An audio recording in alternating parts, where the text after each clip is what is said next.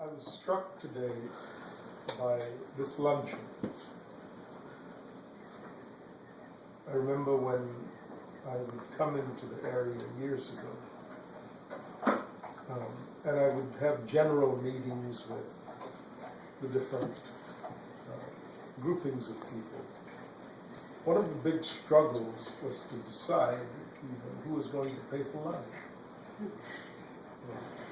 But as we transitioned to a household, and a different culture was planted. Today what we saw was a household of generosity and abundance and quality. And I was struck by the evidence of how vastly changed a people had become. In the midst of a coarsening society and panic and a spreading sense of want and fear, it's like the people are coming to be emblematic of the statement, "You shall be like a tree planted by the rivers of water, that brings forth its fruit in its season, and its leaves also shall not wither, and whatever he does will prosper." So I heartily commend Rose and Dana and your household for hosting us with such abundance, such quality, such generosity. It just overflowed. And the hardest thing ever is to change a person's culture. And I'm not suggesting that in your case there's a real requirement of change. I'm saying you're putting on display what our house stands for. You've shown the house through the house today. And I'm unrestrained in my approval and in my commendation. Thank you very much. On behalf of us all. Amen. Amen. So it's a pleasure. It was truly a pleasure preparing and hosting. So I'm grateful. that was abundantly spoken in all aspects of our being here. Receive our commendation. Amen. With our sincere gratitude. Amen. We're very proud of you. It's not a small thing, because dark and terrible times are coming, and even now are here. And people will pull back and shrink back in fear. But for a people who know their God, the Son of Righteousness will arise, healing in His face. Mike and Toby, I was thinking about the years back when I'd come to see you in Blue Light, and we talked about these very times that are now happening.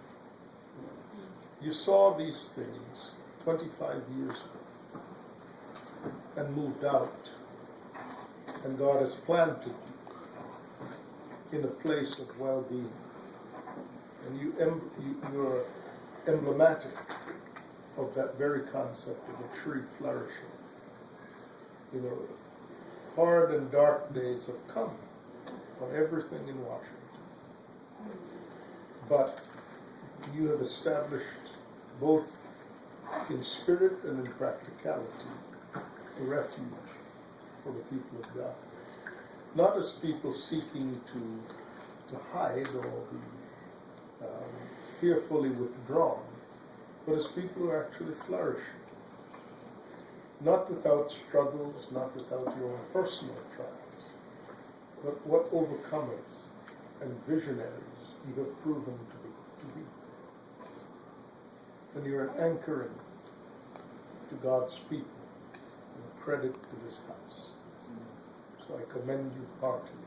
I was just thinking about, as I saw you again, I was just thinking, looking at what's going on in D.C., I have fond recollections of us sitting in your kitchen and in your living room what was going to happen. We didn't know the order of what would happen.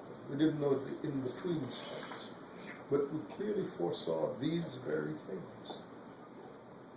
And here they are. One of the joys of walking with people a long time is we grow in the commonalities of our understandings. And we have an opportunity, if we were right. And the idea is not about being right or wrong. The idea is very much about the consistency of hearing God and acting in the unpopular times. As it were, storing up grain in 7 years of plenty, when no one thought that there was a need to store up any grain. Because, happy days would always be here. But you saw that coming a long time ago. And I rejoice with you in the confirmations that you now live in of the faithfulness of God to make public what was then just private. And you suffered a lot in regards to many things, but especially in regards to being thought of as being just one toke over the line. But you did say sweet Jesus. But you were on target. And here it is. Here it is. Richard Ham, what a great pleasure. The Lord chose to continue your existence with us. Amen. Yes. Amen. These things remind me so of the value, the real value that you are, to me personally, and to us as a whole. Amen. I rejoice that God saw fit to leave you with us for this time. When he has a more convenient season, he'll call for me. I'm sure of that. That's right. So,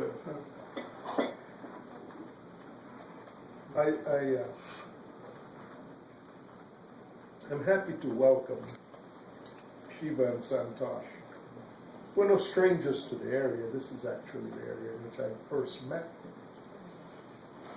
them, and partly the area in which our relationship began. But we had the pleasure of hosting them in Albuquerque, hosting the San Francisco household, which has grown up under the leadership of Santosh, a very competent and able help from Sheba. Sheba is one of my wife's favorite persons. I think she sees a reflection of herself in a younger version. Sheba takes no prisoners, for one thing. And it's what's required in San Francisco. I think the Lord actually is causing the house to be a portion of his house under the broader ambit of the assignments given to us to rise in San Francisco. Interestingly, primarily among people of Asian descent. It seems like God has clipped the best clippings and has grafted them into, and by them beginning to show, grafted them into himself, and by them beginning to show the culture that is falling apart, the integrity and truthfulness of the ways of heaven. Family life is flourishing under their hands. But it's really not Asian, and it's certainly not American, it's kingdom. And Santosh is extremely able. I hope you have a chance, if you haven't been able to know him personally and know them, I hope you have a chance to connect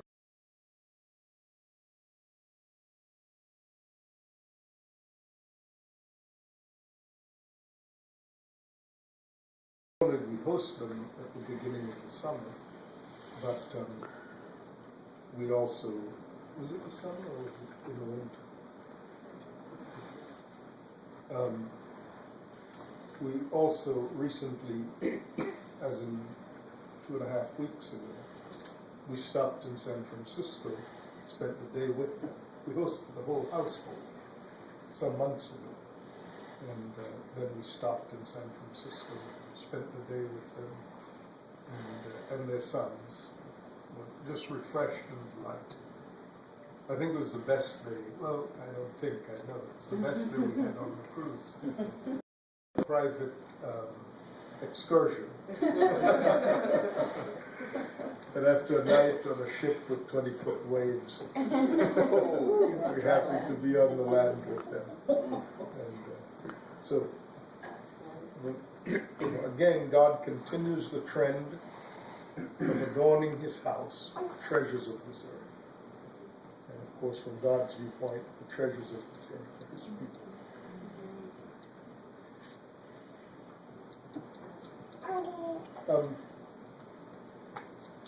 I recently wrote a piece. It started as a newsletter. Actually, it started as a set of prophetic declarations, and it became a newsletter, and then it became an e-book called The Removal of Restraint, in which, and I trust that you've had the opportunity to read it. I trust that you've had the opportunity. I need to turn this. Well, actually, I have something on here that I wanted to show you. I trust that you've had the opportunity to review small, as a marker to tell me whether or not I need to talk about it in any degree. How many of you have not had the opportunity to read it yet? Okay. I will just say in brief that what the Lord showed was that we were going to be sequestered in our rooms for, and the word to me was for 3 years. And that was spoken to me in December of last year. When I first made the announcement in Midland, Texas. And so I asked the Lord, what are we to do? Why should we be in our rooms? I mean, I wasn't challenging His direction. I was acknowledging His direction, but wanted to know, since I was going to talk about it, wanted to know more specifically what was in the mind of the Lord concerning this obvious pullback from engagement, because I think we all have grown up with some exposure to the idea that we have to go into all the world and preach the gospel and keep going and keep advancing. So it didn't seem congruent with that particular ethos. So for my own curiosity, I wanted to know why the Lord would give us this instruction. And the answer came to me in a flash. The flash was that I saw ourselves talking to the media and talking to the population and saying the things that were precious to us, and them arguing with us and thinking we were crazy. And the Lord said, seeing, they see not, and hearing, they hear not, neither do they understand. He said, so I'm going to pull back my restraint, and it will result in a famine for the wisdom of God. Because if we contend with them in this situation, where foolishness is easily thought to be wise, and wisdom thought to be foolishness, they will hear the word of the Lord and become accountable for what they've heard and be judged by the word. in an environment in which they have no ears to hear. He said it's mercy. I'll show my mercy by pulling back my restraint and exposing them to the extreme folly of their hearts. For this has become a foolish people, whose foolish hearts are darkened. And I will not speak to them again until they're ready to say, blessed is he who comes in the name of the Lord. I said, wow, Lord. I saw the wisdom of it in a flash. Because if we were to keep laboring in this environment, it would be not unlike trying to roll a boulder up a hill. Because every man is doing what is right in his own eyes. And self-promotion has reached an all-time high through Twitter.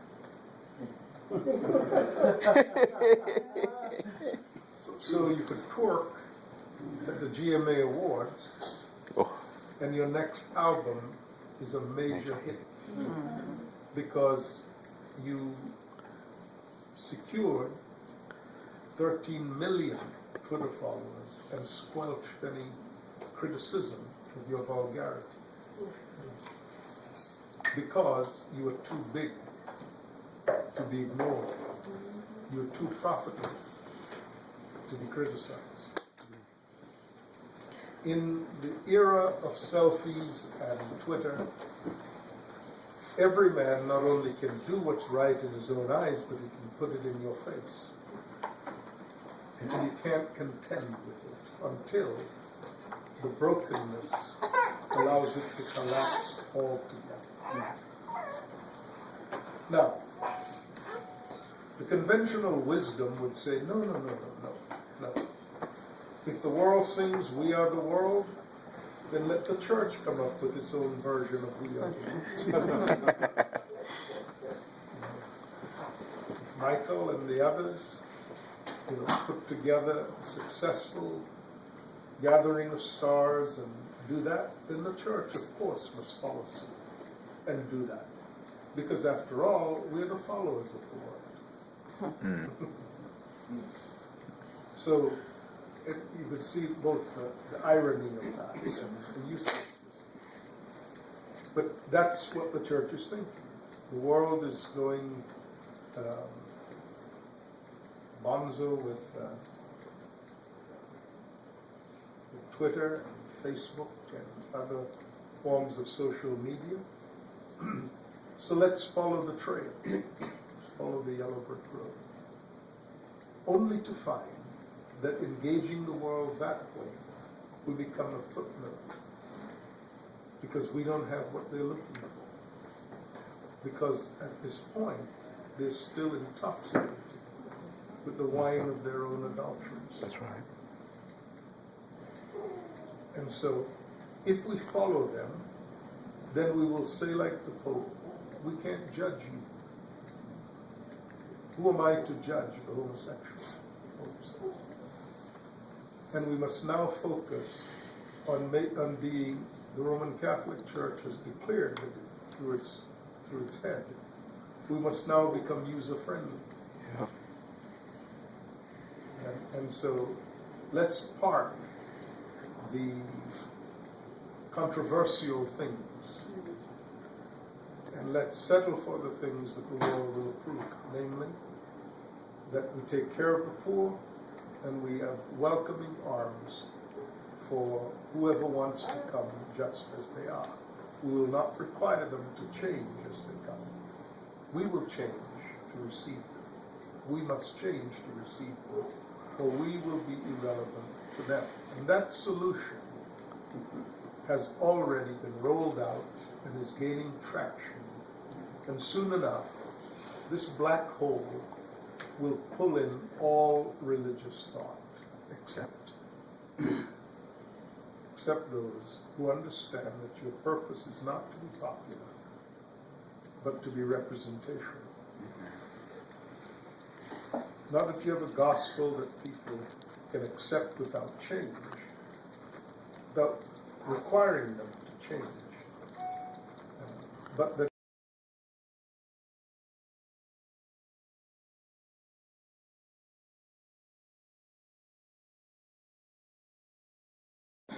invisible God.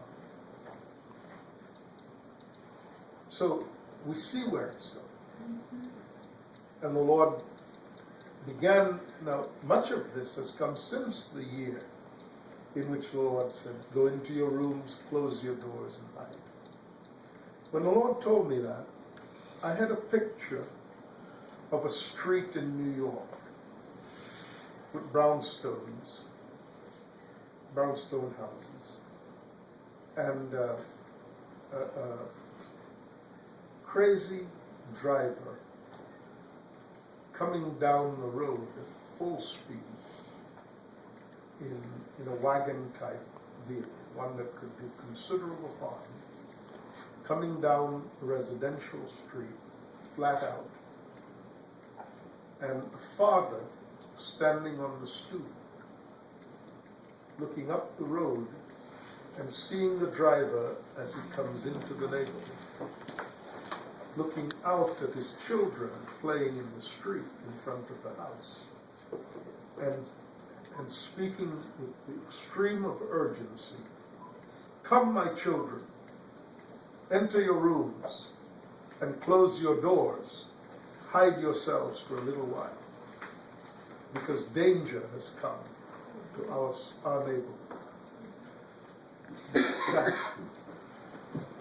Wonder if a father does that,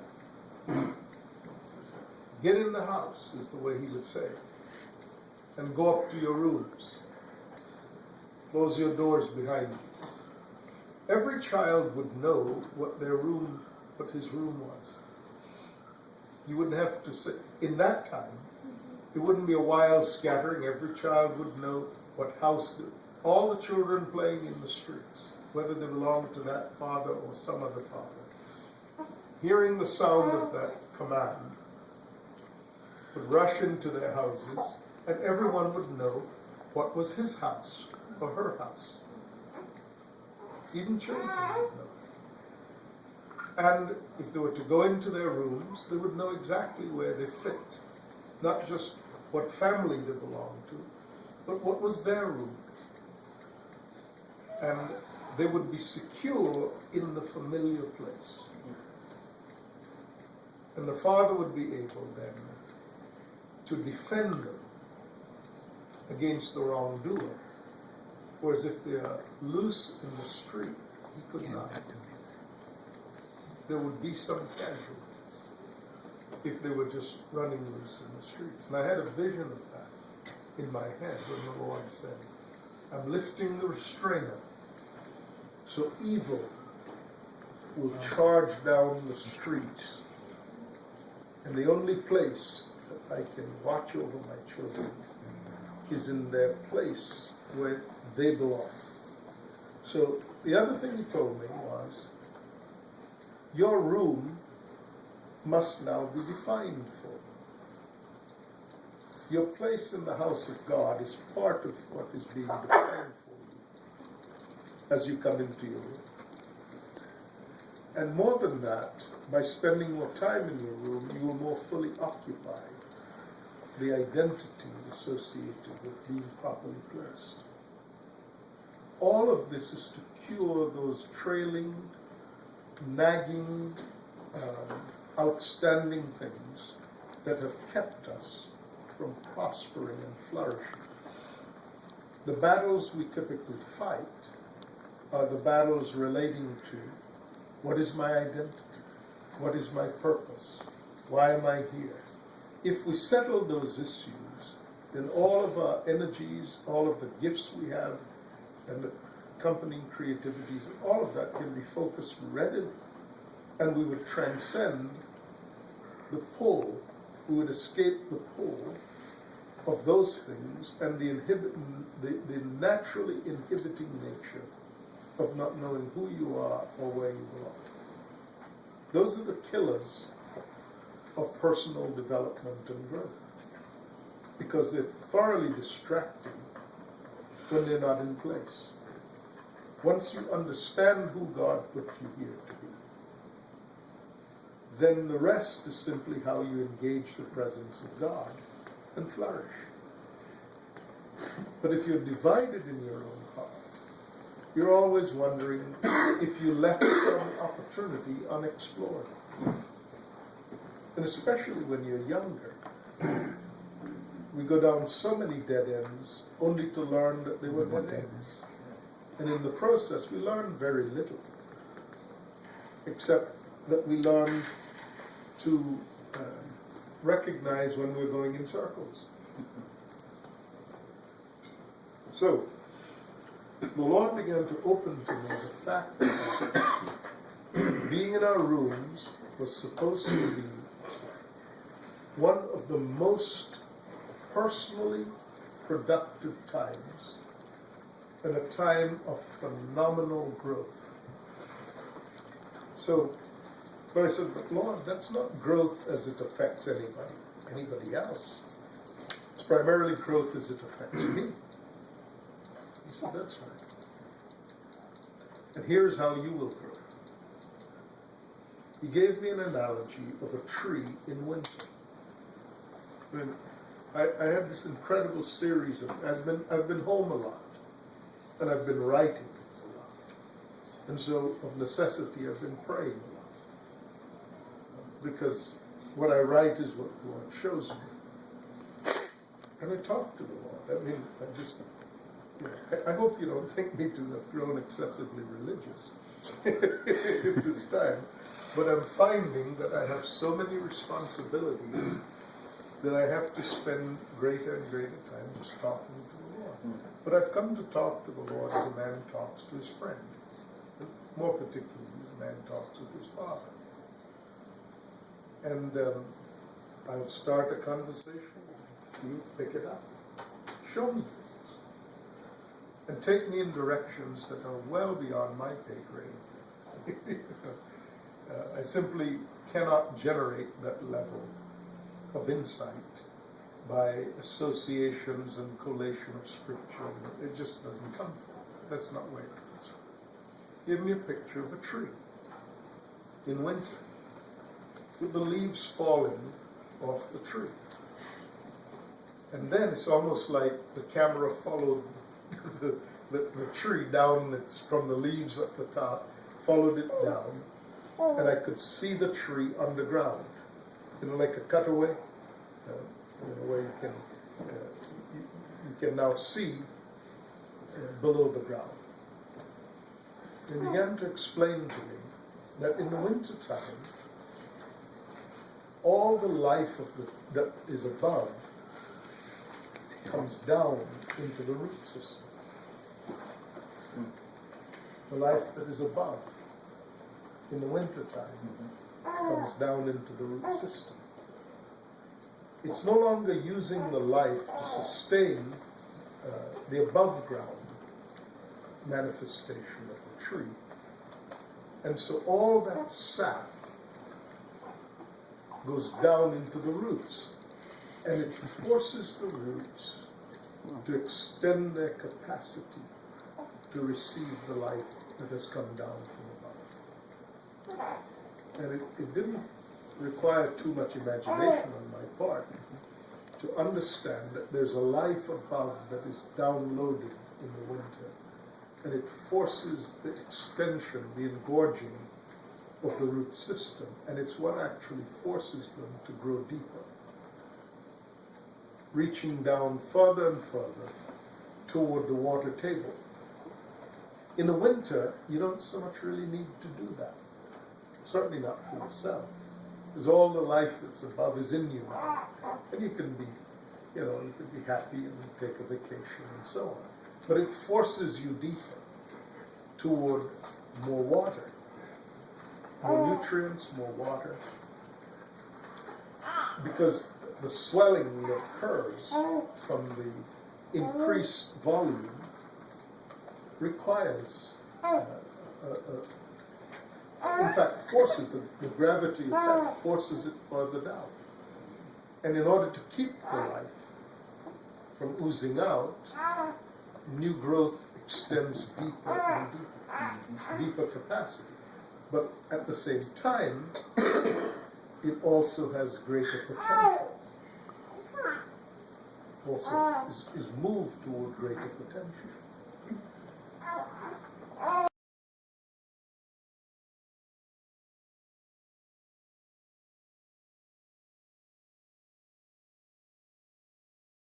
The other thing that happens in the wintertime as well is that the roots also grow outward, especially the ones closer to the surface. They grow outward. They grow outward and downward.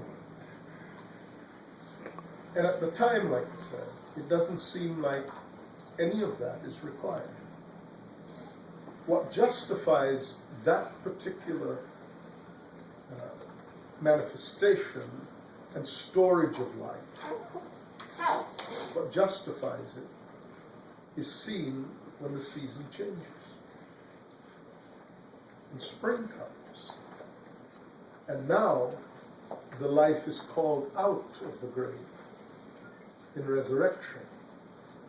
And it goes back up the tree and begins to produce the life of the tree above the ground. It produces a far more abundant expression of life above ground than the year before. And it's the new sources of the new access to greater sources of water, greater sources of nutrients that is capable of sustaining the new growth that comes above the ground. So it produces more leaves, it produces more fruit, and it can supply it, because the reservoir of its life has been further extended in what appeared to have been the dead time. But, as is true of any growth, it is resisted. When the wind comes through, it presses against the new growth, and the larger the growth, the more voluminous the growth is, it presses against it and resists it. And that employs then the second tier of growth, which is the anchoring effect of the roots spreading out. This stabilizes the growth and resists the vector factors of wind and rain, those other things, which have an equally strong capability of destroying the tree, keeping it from toppling over. So I began to see what our new season was. And it was quite unexpected. I did not understand that this season was to cause us to grow deeply into the reality of God, whose presence is our total supply. Because God wishes to manifest the life that is in Him through us. But before He can fully manifest even the measure given to each of us, the winter season that presses the life from above down into us, that forces us to go deeper. Our curiosities are excited, our interests are excited, we see the possibilities inherent in change. We are not frightened by them. We are not dissuaded by it. Because the closer we draw to Him, the more our entire understanding of ourselves and our purposes, and the more our worldview changes to conform to heavenly vision. And we begin to spread out also through those of like spirit. So in this time, and I see 2 more years remaining of this time, while we're not talking to Oprah at all.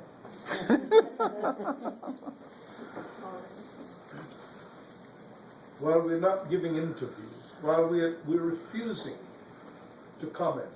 Or have a reality TV show. Yes, exactly. Did he tell you about Flavor Flav?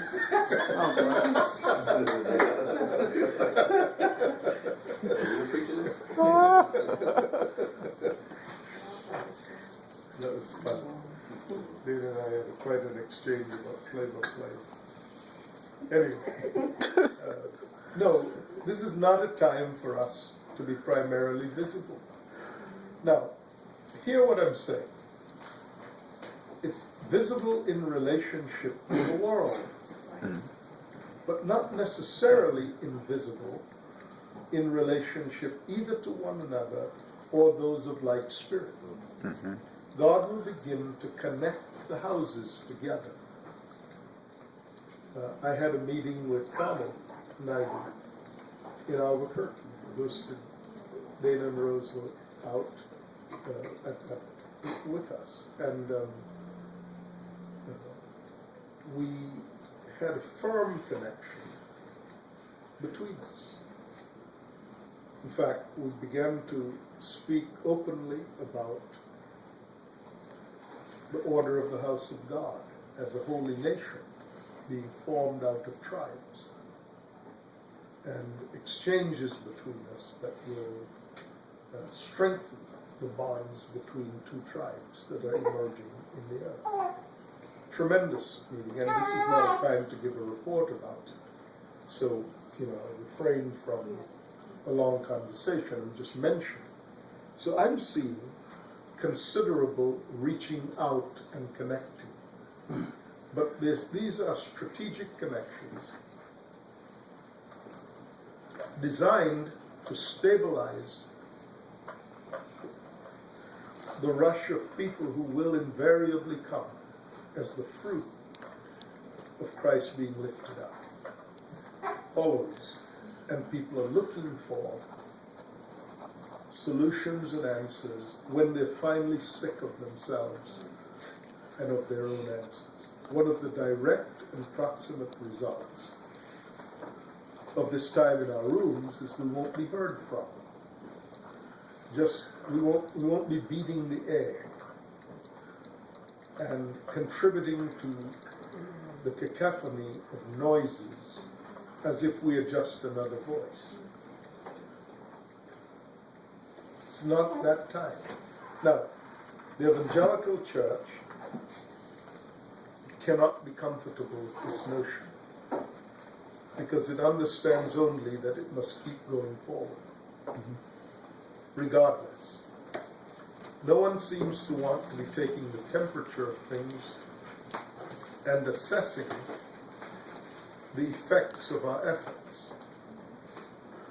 We only know how to raise funds around speaking a message, and that's what we'll continue to do, to the contempt, to the growing contempt of the world around us.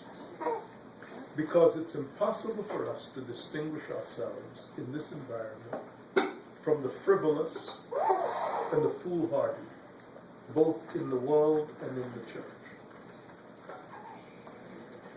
We'll see all kinds of incredible connections. Connections like Oprah and Joel. Now there's a match made in heaven.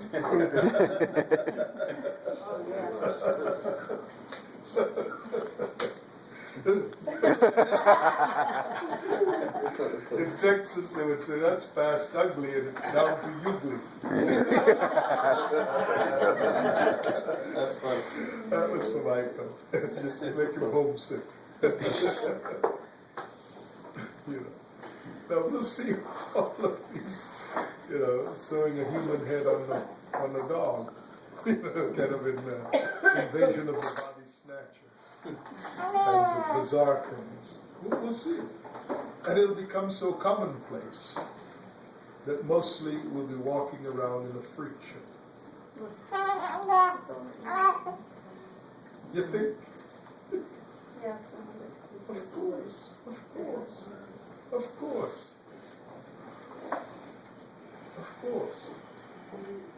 I saw, who was it the other day, was having something in Dallas called, oh gosh, it was a Christian reality show of some kind. Yeah. That's the funny part right there. Yeah. No, it was jokes. It was Jake's. Jake's is planning to have a big deal. Oh, The talk show. Yeah. yes. Mind, Body, and Soul. Say again? It's Mind, Body, and Soul. Okay. That's his new talk show. Yeah. Yeah. Because that's all they have.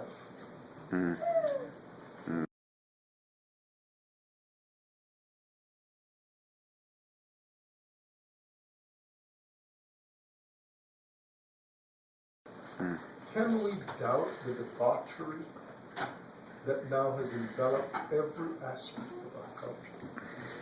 This nation is not a nation like other nations. Other nations have, say in the case of the Chinese, they have 5,000 years of cultural history. And their institutions are not critical to their survival or their identity as a people. The biblical concept of a nation is the term ethnos, which refers to your ethnicity. And it's an ethnicity that is defined by a landed area as well as by a long-standing history and common culture. And if the institutions fail, the people still have an intuitive way of determining personhood. A Chinese is a Chinese whether the government is communist or monarchist. They have that sort of longevity. In the United States, we do not. Therefore, because we're not a nation as a people group is a nation. Therefore, we depend entirely for our concept of nationhood on the proper functioning of our institutions. This isn't rocket science. Right. This is simple. Without our institutions, we have no way of resolving our disputes. I mean, how would the Japanese? There are probably less than 5,000 lawyers in all of Japan. Why? Because they don't need the court system for the resolution of disputes or the enforcement of agreements. Just the pressure of family arrangements allows for that entirely. In India has 1,300 million people with very few functional institutions, and yet the country functions. But we as a people in the United States do not have access to a culture that is defined by long-standing history. So we have to have our institutions. Chief among our institutions in this nation is our judicial institution, because it's essential to the peaceful resolution of disputes. Then there are our political institutions, which unify the people along most of the things that are important to us as a people. Our economy, our foreign policy, peace between the groups, etc. The policing function of the political system is critical. Our banking and financial systems have to be dependable, trustworthy, and regular. Otherwise, the mighty engines of our commerce will grind to a halt. Our educational system has to actually pay attention to educating people, rather than become the battleground for the posturing and contending of various ideas for how society is to be formed going forward. And our churches are supposed to bring a sense of the transcendent order of God, and therefore a sense of greater accountability to divine person. Without these things, we cannot survive as a nation. Without these things, we are a collection of people groups whose only real alternative is to default to the national identities that characterize the whole melting pot. Go back to where we started. So what has happened to us? It became apparent in 13 years ago, the things that are happening downtown. Don't just love it. Guy comes into town and he tells us what's going on downtown. But, and we live here. This is our backyard. This stuff we know. Well, I offer what I have for your consideration. 13 years ago, there's a lawsuit that asked the Supreme Court to decide between Bush and Gore. 13 years ago. That wasn't yesterday. There was 2 Bush terms and a full Obama term and 1 year plus. That's 12 plus 1 plus. 13 years ago, the Supreme Court could not resist the temptation of exerting itself, asserting itself into a realm in which it did not belong. It could not say, no, we must not take notice of this case. We send it back to the people of Florida to decide who they would select in public vote. If it's reached an impasse, then do the election over. We will not take this matter up to decide. But they are political animals. They've always been political animals, the Supremes. And it was too much of a temptation for one branch to pick its own candidate for the other branch. It was a way of exercising power that comes up once in a millennium, perhaps. And it simply could not. The wisdom of our robed justices defaulted to a habit of drawing greater power to itself, with a stunning lack of humility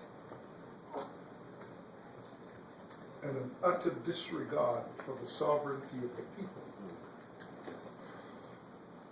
This body that is supposed to epitomize judicial restraint and decorum, and to turn the back of the hand, to instinctively turn the back of the hand to the further reaches of power,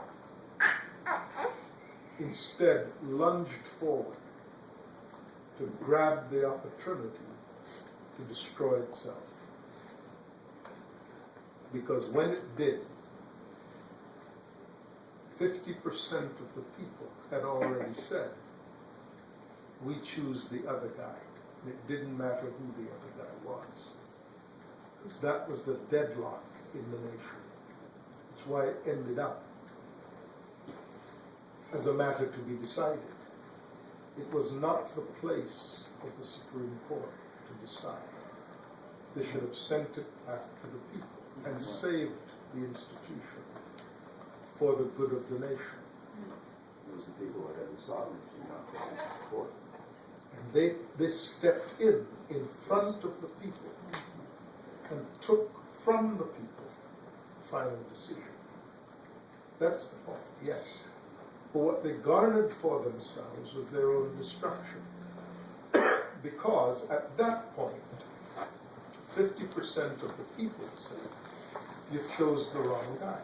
You cannot have a more equal division than 50%. The greatest possible division is 50%. You have perfect division at 50%. 95% on one side and 5% on the other That's not the quintessence of division. 50-50 is division. So the Supreme Court recklessly positioned itself in the path of destruction by turning 50% of the people against it. The fact that 50% favored them doesn't save them. Because now this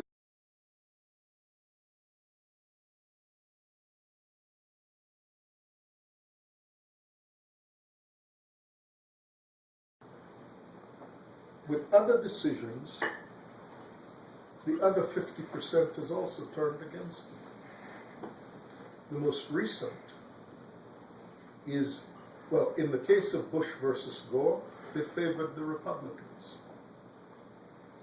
In the case of the Proposition 8, the Republicans turned against them. That was the decision recently rendered on behalf of homosexual marriages. Now, the ones who were against them before are not in favor of them now. And the ones who were for them have now subsequently turned against them. They have lost, for the nation, they've lost respect. They've caused the loss of respect for the primary institution upon which this nation depends for its existence, its judiciary.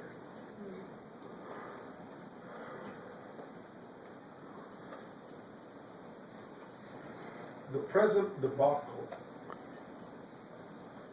has destroyed the Congress. Wow.